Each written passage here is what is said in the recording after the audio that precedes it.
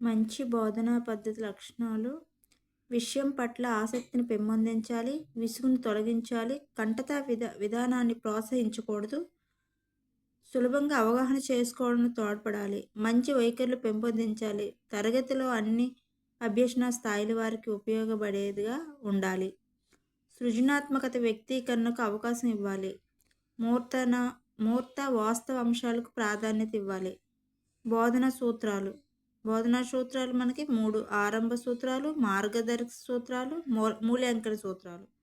ఆరంభ సూత్రాలు విద్యా ప్రక్రియ ఆరంభంలో శిశువు శారీరక, మానసిక స్థితికి సంబంధించినవి. మార్గదర్శక సూత్రాలు అంటే బోధన ప్రక్రియలు ఉపాధ్యాయుడు అనుసరించే విధానం, పద్ధతులకు సంబంధించినవి.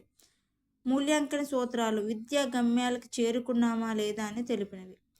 బోధనా విధానంలో పాటించవలసిన సూత్రాలు: మొత్తం నుండి భాగాలు లేదా స్థూల దృష్టి నుండి సూక్ష్మ దృష్టి, తెలిసిన నుండి తెలియని, సరళత నుండి క్లిష్టత, మూర్తం నుండి అమూర్తం, మనోవైజ్ఞానం నుండి తార్కికం, నిశ్చితం నుండి అనిశ్చిత విషయానికి, శాస్త్రీయత నుండి హేతువాదానికి, నిజమైన వాటి నుండి ప్రత్యామ్నాయంకు, విశ్లేషణ నుండి సంశ్లేషణకు,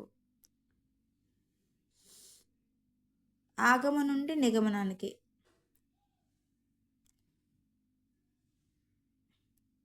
ఒక సాంఘిక శాస్త్ర ఉపాధ్యాయుడు 10వ తరగతి విద్యార్థులకు స్థానిక స్వపరిపాలన అను పాఠం బోధించుటకు ముందు గ్రామ పంచాయతీ, గ్రామ సర్పంచ్ గురించి చర్చ ప్రారంభించాడు. ఈ సన్నివేశంలో అతడు అనుసరించిన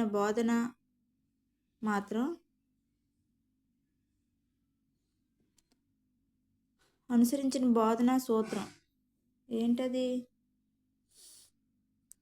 తెలిసిన దాని నుండి తెలియని దానికి.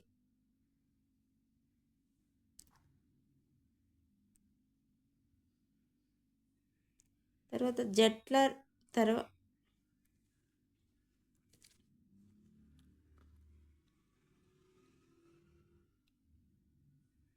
బట్లర్ రైన్ ప్రకారం బోధన స్థాయి 4 దశలు.